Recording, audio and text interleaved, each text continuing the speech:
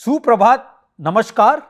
आप सभी का स्वागत है लेक्चर 2 में, जिस कोर्स का नाम है advance topics in wireless communication. मैं हूं professor Vivek Ashok Bohra, triple IT Delhi से। चलिए आरंभ करते हैं आज का लेक्चर। तो जैसे हमने लास्ट लेक्चर में पढ़ा कि इस कोर्स में हम generally advance topics wireless communication के बारे में पढ़ेंगे, और हमने पहले भी एक कोर्स ऑफर किया था जिसका नाम था फंडामेंटल्स ऑफ वायरलेस कम्युनिकेशन, जहां हमने basic building blocks wireless communication के सिस्टम्स के बारे में पढ़ा था। तो हमने देखा लास्ट लेक्चर में, हमने एक इवोल्यूशन देखा सेलुलर स्टैंडर्ड्स का, फर्स्ट जनरेशन से 6th जनरेशन तक, 1G से 6G तक। हम लोग करेंटली अभी 5th जनरेशन सेलुलर स्टैंडर्ड्स में है। और फर्स्ट जनरेशन अगर आपने गौर दिया होगा तो वो एनालॉग FM था, वो एक एनालॉग स्टैंडर्ड था, FDMA based, frequency division multiplexing access based. उसके बाद सेकेंड जनरेशन आया जो एक डिजिटल वॉइस स्टैंडर्ड था, जिसे हम GSM के नाम से भी जानते हैं, global system for mobile communication. यहां पर बेसिकली एक TDMA FDMA सिस्टम था, जहां यूजर को एक टाइम स्लॉट और एक फ्रीक्वेंसी स्लॉट दिया जाता था, उसके मुताबिक वो कम्युनिकेट करता था। 2G के बाद इवोल्यूशन हुआ, इसका डेटा रेट काफी कम था, 2G का अराउंड 9.8 किलोबिट्स पर सेकेंड था। उसके बाद आया 2.5G, जिसे हम जनरली GPRS या H के नाम से भी जानते हैं। GPRS वो जनरल पैकेट रेडियो सर्विस, और H जो होता है enhance data rate for GSM evolution. इसमें आपको डेटा रेट में वृद्धि हुई थी। H में खासकर डेटा रेट अराउंड 296 या 300 किलोबिट्स पर सेकेंड के आसपास मिलता था। उसके बाद आया third generation of cellular standards, जिसे हम वाइड बैंड CDMA या UMTS सिस्टम्स के नाम से भी जानते हैं, यूनिवर्सल मोबाइल टेलीफोनिक सिस्टम्स के नाम से भी जानते हैं। उसमें भी डेटा रेट में काफ़ी वृद्धि हुई थी। इसमें आप अराउंड 1 मेगाबिट्स पर सेकंड डाउनलिंक डेटा रेट आराम से मिल जाता था आपको। उसके बाद आया फोर्थ जनरेशन सेलुलर सिस्टम। इसके काफ़ी कंटेंडर्स थे, बट बेसिकली ये LTE इवोल्यूशन के नाम से, काफ़ी LTE एडवांस के नाम से काफ़ी हद तक जाना जाता है, लॉन्ग टर्म इवोल्यूशन एडवांस। और इसका काफ़ी हद तक हमने कोविड के समय इसका उपयोग देखा था, जहां हर एक मोबाइल फोन पे आप देखोगे 4G का इस्तेमाल किया जाता था, वीडियो कॉलिंग के लिए, नेट एक्सेस के लिए, या व्हाट्सएप के लिए, या social media, other social media handles के लिए।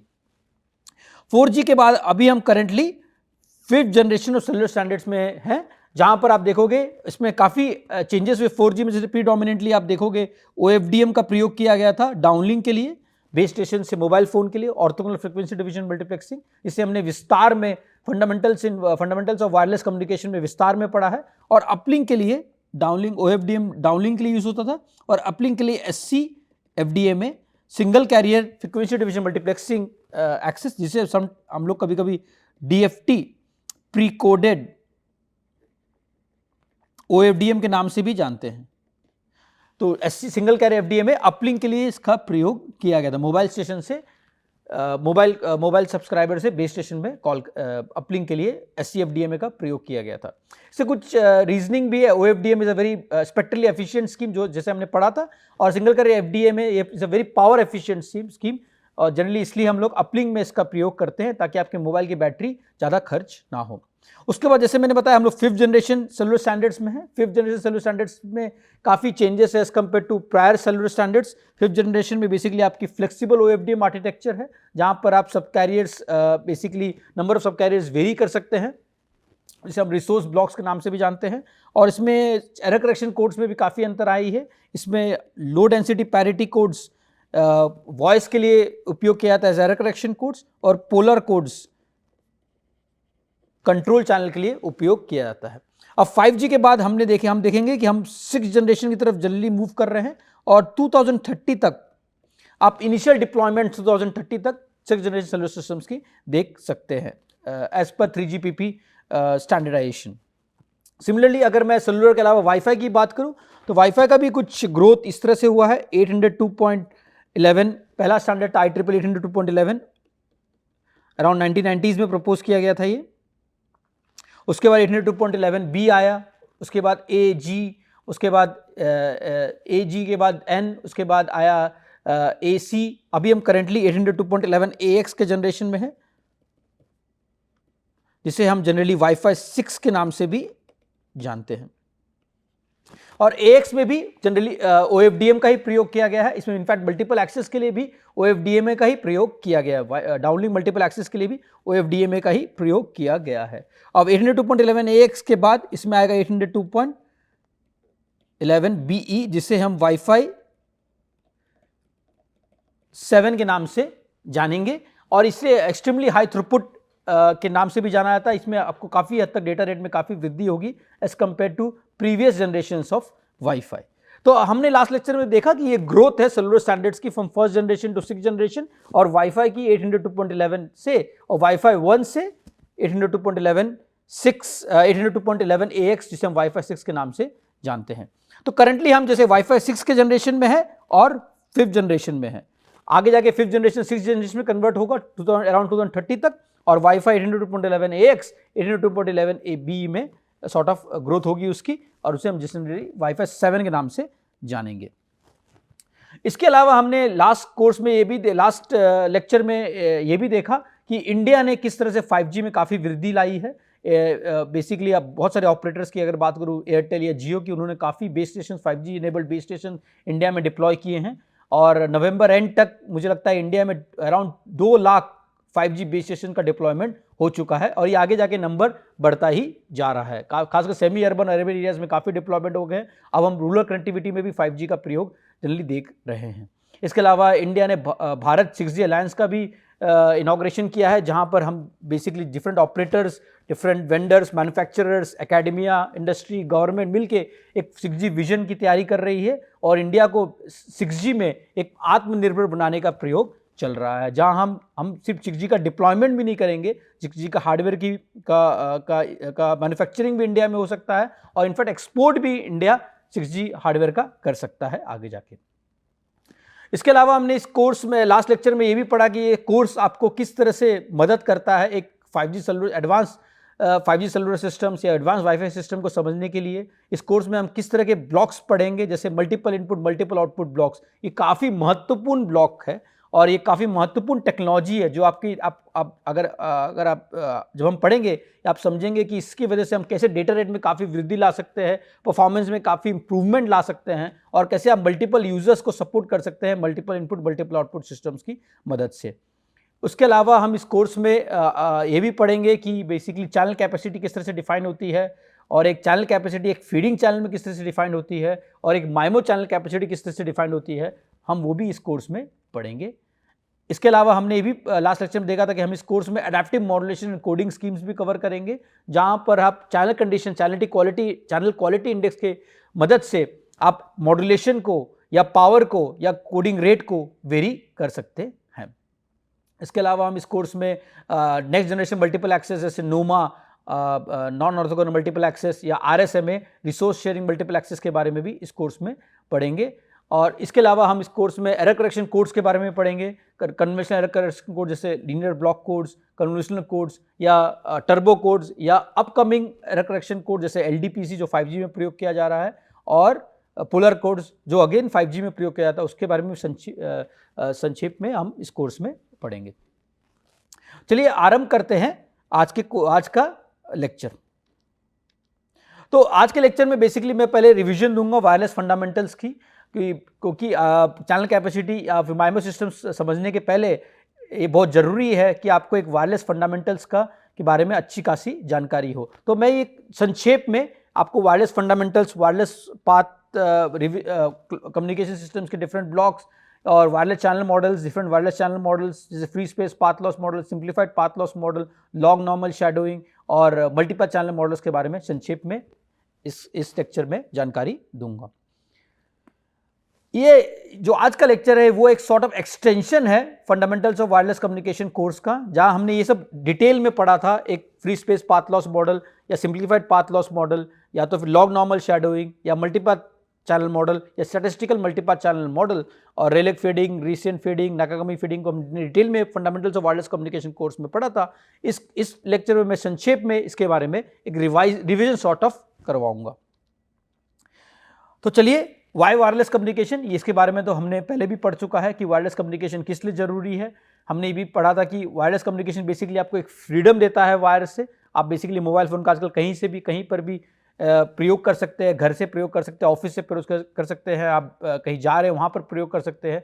तो ये वायर्ड के झंझट से आपको छुटकारा मिल जाता है। तो इसमें बेसिकली वायर्ड का ये नहीं होता है, इसकी वजह से आप वायरलेस कम्युनिकेशन का जनरली प्रयोग करते हैं, फ्रीडम फ्रॉम वायर्स जिसे हम कहते हैं। उसके अलावा वायरलेस कम्युनिकेशन का एक और बेनिफिट ये है कि आप लॉन्ग डिस्टेंस कनेक्टिविटी कर सकते हो।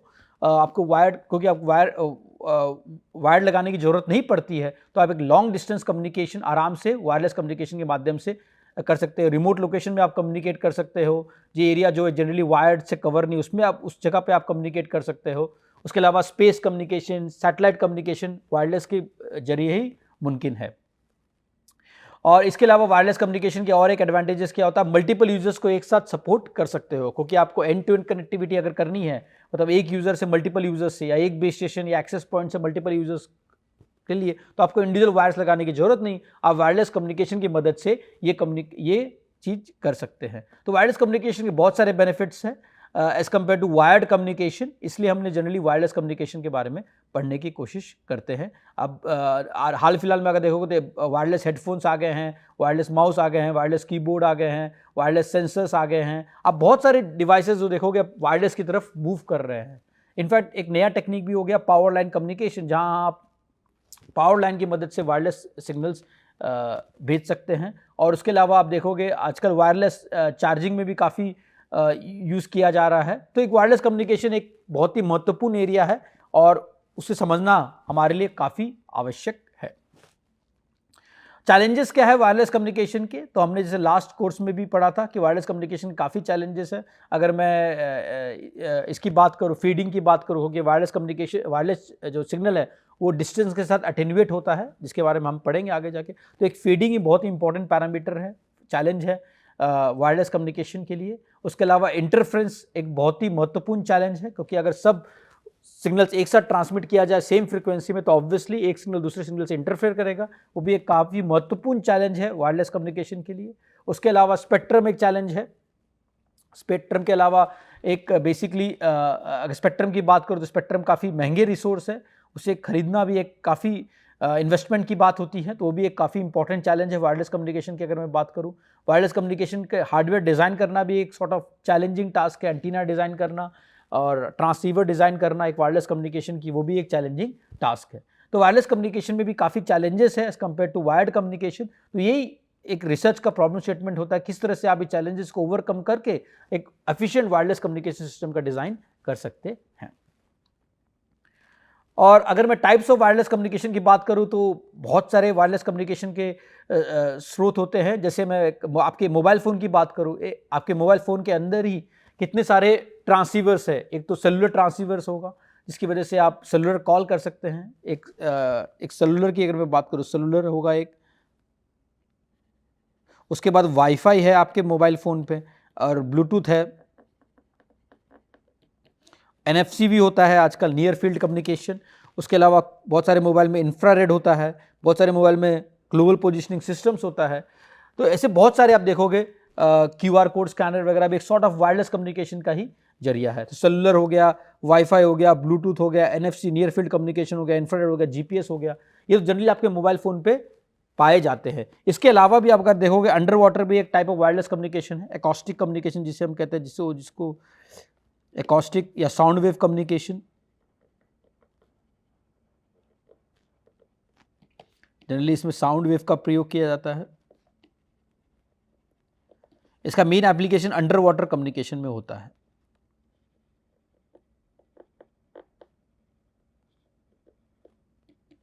एकॉस्टिक कम्युनिकेशन या अंडर वाटर कम्युनिकेशन में जनरली इसका प्रयोग होता है। इसके अलावा नया एरिया आ रहा है optical communication.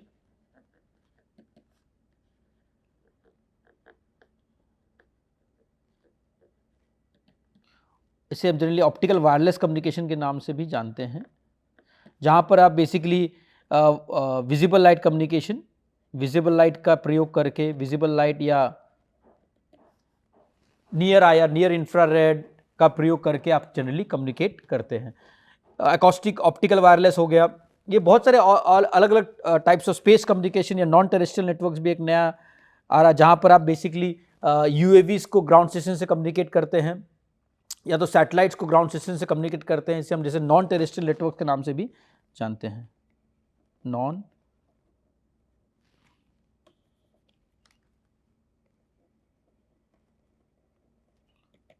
Terrestrial networks.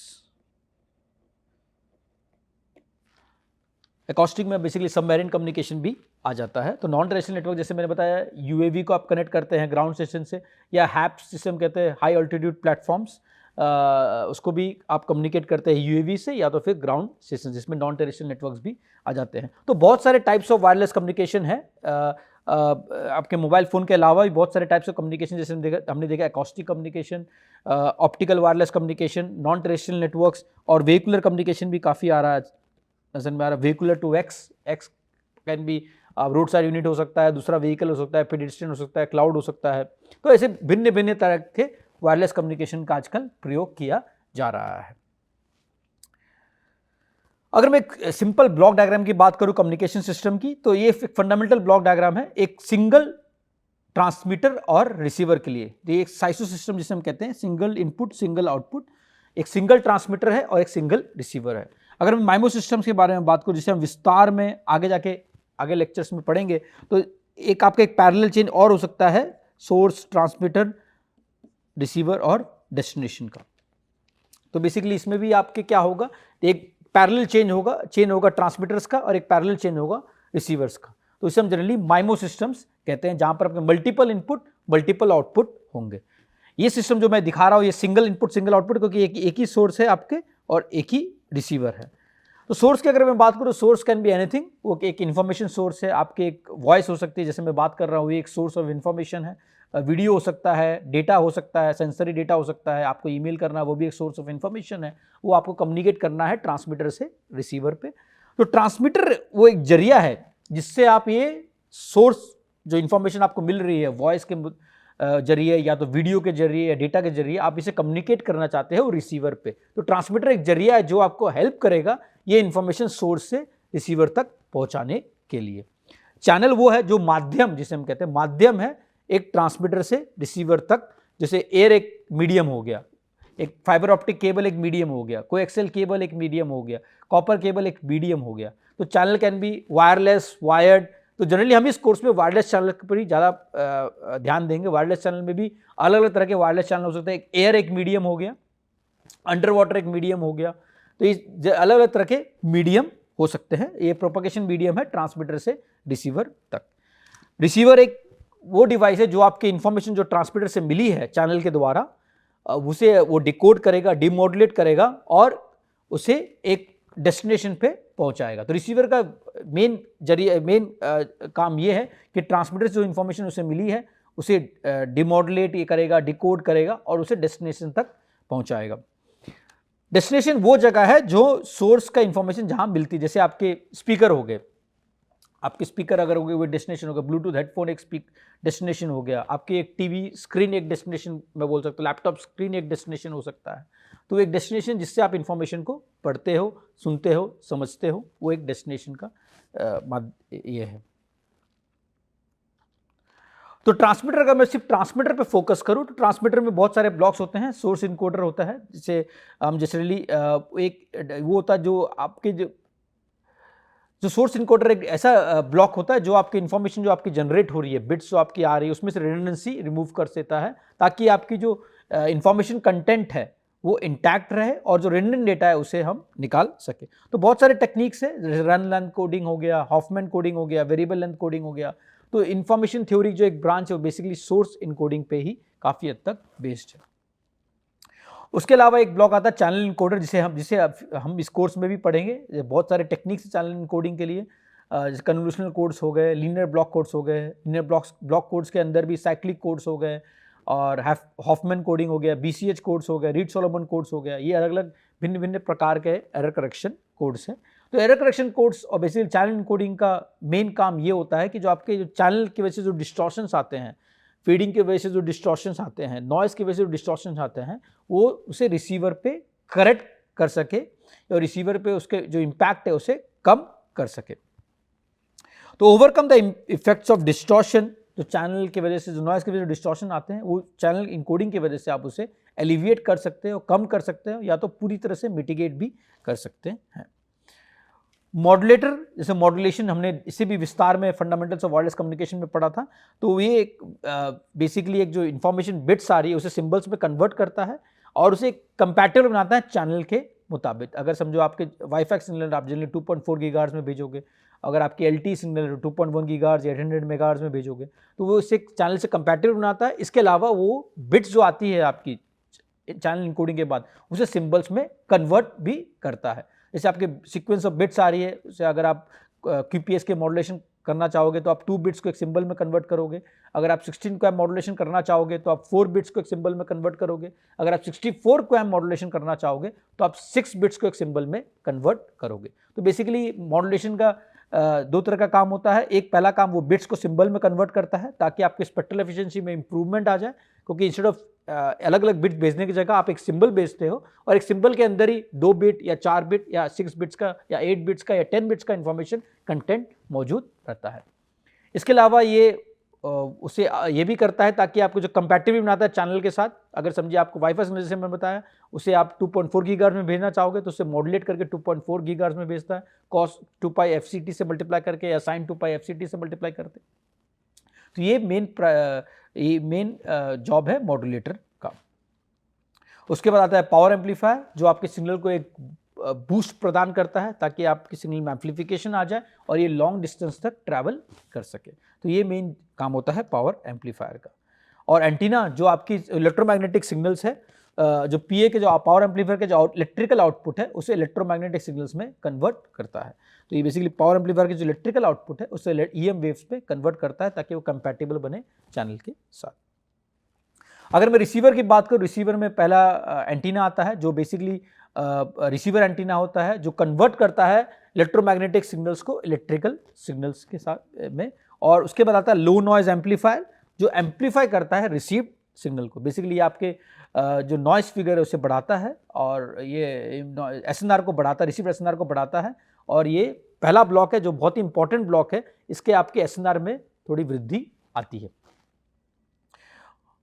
Amplifies a weak RF signal from the antenna. और उसका मिक्सर्स का प्रयोग होता है। मिक्सर बेसिकली आपके जो RF फ्रिक्वेंसी को इंटरमीडिएट फ्रिक्वेंसी या बेसबैंड फ्रिक्वेंसी में बेसिकली कन्वर्ट करता है। जैसे आपने 2.4 गीगाहर्ट्ज़ में ट्रांसमिट किया या 2.1 गीगाहर्ट्ज़ में ट्रांसमिट किया या 5 गीगाहर्ट्ज़ में किया या 6 गीगाहर्ट्ज़ में किया है, कोई भी RF फ्रिक्वेंसी में किया है उसे या तो पहले इंटरमीडिएट फ्रिक्वेंसी में कन्वर्ट करेगा और या तो फिर उसे बेसबैंड फ्रिक्वेंसी में कन्वर्ट करेगा ताकि अब उसे आराम से डिमॉड्यूलेट कर सको।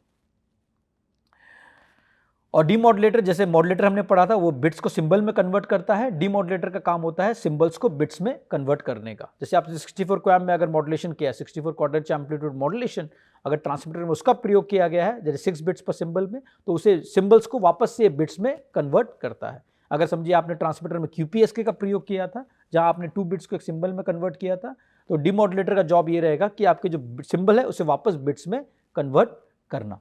तो बेसिकली आपको जो सिंबल से बिट कन्वर्शन है वो डीमॉड्यूलेटर बेसिकली करता है।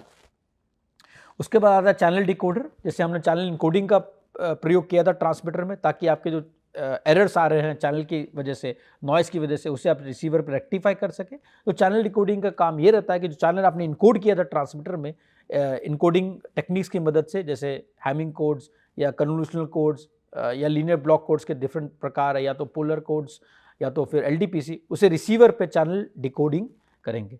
तो जैसे एग्जांपल देता हूं मैं, अगर आपने ट्रांसमीटर में कन्वोल्यूशनल इनकोडर का प्रयोग किया है तो रिसीवर पे जनरली आप विटरबी डिकोडर का प्रयोग करते हैं ताकि आप चैनल को डिकोड कर सके। उसके बाद सोर्स डिकोडर का प्रयोग होता है। जैसे चैनल सोर्स इनकोडिंग हमने प्रयोग किया था ट्रांसमीटर में, रन लेंथ कोडिंग या वेरिएबल लेंथ कोडिंग या तो फिर अलग टाइप के सोर्स इनकोडिंग का प्रयोग किया था। रिसीवर पे हम बेसिकली सोर्स डिकोडिंग का प्रयोग करेंगे ताकि आप जो इनकोडिंग किया था अपने ट्रांसमीटर में उसे आप यहाँ पर रिकवर कर सके और अप्रॉक्सीमेशन जनरेट कर सके ट्रांसमिटेड डेटा का। उसके बाद अगर मैं बात करूँ एक बहुत ही इंपॉर्टेंट चीज़ की, जो माध्यम की, चैनल, ये बेसिकली आपको ये सॉर्ट ऑफ मीडियम है ट्रांसमीटर से रिसीवर का। जैसे मैंने बताया ये वायर्ड हो सकता है, वायरलेस हो सकता है। वायरलेस में भी अलग अलग तरह के मीडियम हो सकते हैं। एयर एक मीडियम हो सकता है और एक वो अंडर वाटर भी एक मीडियम हो सकता है। और जनरली इसे हम एक स्टोकेस्टिकली ऐसे एक मॉडल करते हैं, model as adaptive noise component and multiplicative stochastic random variable. तो जैसे मैंने एग्जांपल देता हूं, समझिए आपने X सिंबल ट्रांसमीटर में भेजा है और आपको रिसीव हुआ है Y, तो हम जनरली चैनल को इस तरह से लिख सकते हैं, y इक्वल टू जो रिसीव्ड इंफॉर्मेशन है hx प्लस n। ये बहुत ही सिंपल है, इसमें बहुत सारे कॉम्प्लिकेशंस आते हैं। h मैंने अभी एज्यूम किया कि साइसो सिस्टम है और ये फ्लैट फीडिंग चैनल है, इसकी वजह से मैंने सिंगल h लिखा है। अगर माइमो चैनल होता तो एक माइमो चैनल हो जाता था कैपिटल H, जहाँ पर आपके मल्टीपल इनपुट मल्टीपल आउटपुट होते थे। अभी मैंने एज्यूम किया ये single system single output system है, साइसो सिस्टम है और ये फ्लैट फीडिंग चैनल है, इसलिए सिंगल टैप चैनल है। तो H जो है ये है basically multiplicative stochastic random variable, ये है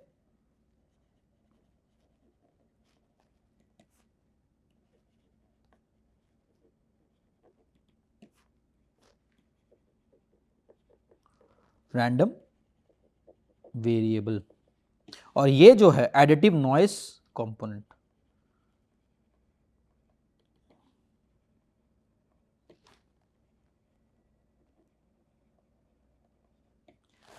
तो मल्टीप्लिकेटिव स्टोकेस्टिक रैंडम वेरिएबल का अलग तरीके से हम इसको मॉडल करते हैं, हम आगे जाके भी पढ़ेंगे।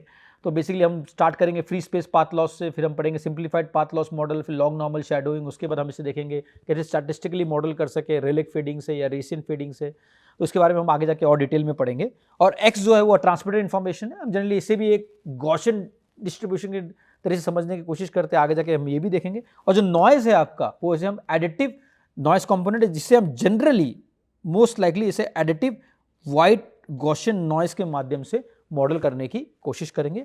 एडिटिव क्योंकि ये ऐड होता है ट्रांसमिटेड इंफॉर्मेशन पे, आप देखोगे। वाइट क्योंकि हम एज्यूम करते हैं ये पूरे स्पेक्ट्रल कंपोनेंट्स को कंबाइन करता है। थियोरेटिकली इसकी बैंडविड्थ लिमिटेड होती है, बट जनरली हम for sake of our analysis हम एज्यूम करते हैं कि इसकी बैंडविड्थ सॉर्ट ऑफ सिग्नल जो डिजायर्ड सिग्नल बैंडविड्थ उससे कहीं ज़्यादा है, इसलिए इसमें हर तरह के स्पेक्ट्रल कंपोनेंट्स समा जाते हैं, इसलिए हम जनरली इसकी bandwidth infinite sort of assume करते हैं। एडिटिव वाइट गॉसियन, और इसे हम गॉसियन डिस्ट्रीब्यूशन के माध्यम से मॉडल करते हैं। Gaussian distribution basically sort of a bell curve. हम ये एज्यूम करते हैं कि ये सिमेट्रिक है पॉजिटिव और नेगेटिव साइड में, और ऑब्वियसली ये नॉइज है क्योंकि ये एक बेसिकली आपके रिसीवर पे हम इसे ऐड करते हैं, तो इसलिए एडिटिव वाइट गॉसियन नॉइज। तो जनरली हम इसे इस तरह से मॉडल करते हैं। तो ये रिसीव्ड इंफॉर्मेशन है, ये H जो आपको multiplicative stochastic random variable, X जो है वो ट्रांसमिटेड सिंबल है, और N जो है वो एडिटिव वाइट गॉसियन नॉइज के माध्यम से हम इसे मॉडल करते हैं। तो ये हो गया आपका चैनल, जिसे हम एक H और N के माध्यम से मॉडल करते हैं। तो इसका एक स्पेशल केस होता है जब हम एज्यूम करते हैं चैनल में कोई फीडिंग ना हो, तो जनरली हम H का वैल्यू 1 एज्यूम करते हैं। एज्यूम कर रहे हैं कि नॉन फीडिंग चैनल हो, और ये अगर नॉन फीडिंग चैनल तो हम generally H equal to 1 assume करते हैं। तो अगर इस तरह से हम इसे लिख सके X प्लस N, तो इसे हम जनरली AWGN चैनल सिर्फ के माध्यम से जानते हैं, क्योंकि आप देखोगे इसमें सिर्फ एक ही कंपोनेंट है, वो है नॉइस कंपोनेंट, इसलिए हम इसे जनरली AWGN चैनल कहते हैं। और जब इसमें H भी मौजूद रहता है, जैसे ये इक्वेशन है, तो हम इसे कहते हैं मल्टीपाथ चैनल या तो फीडिंग चैनल, जहां पर आपका H भी है और N भी है। N जो है वो ओमनी प्रेजेंट है, N हमेशा रहेगा। आपके कोई भी वायरलेस सिस्टम की बात करूं या कोई भी कम्युनिकेशन सिस्टम की बात करूं, उसमें N हमेशा मौजूद रहेगा। तो N तो आपका नॉइज हमेशा रहेगा। नॉइज के ऊपर अगर आप देखोगे तो उसमें एक H वेरिएबल भी आ सकता है, जिसे मल्टीप्लिकेटिव स्टोकेस्टिक रैंडम वेरिएबल के माध्यम से मॉडल करेंगे। तो अब इस चैनल को हम बेसिकली फीडिंग चैनल कह सकते हैं, जहां पर H भी है और N भी है। धन्यवाद।